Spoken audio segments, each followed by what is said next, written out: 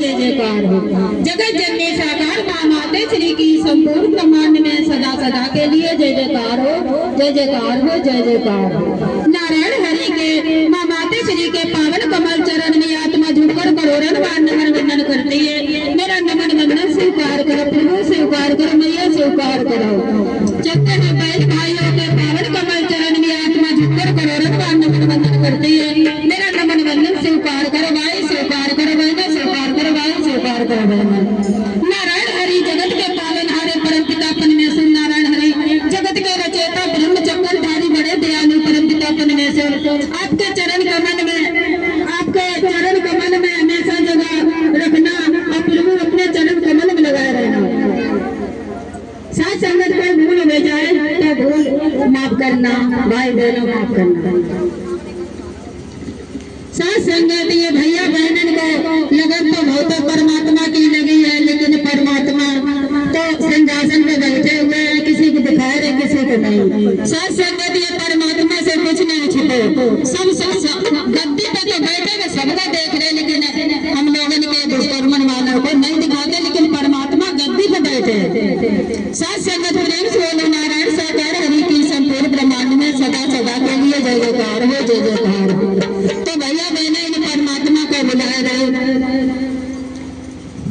नारायण हरिया जैया दिखा दे दिन थोड़ा, नारायण हरिया जैया दिखा दे दिन थोड़ा। हेलो हेलो मैया तेरी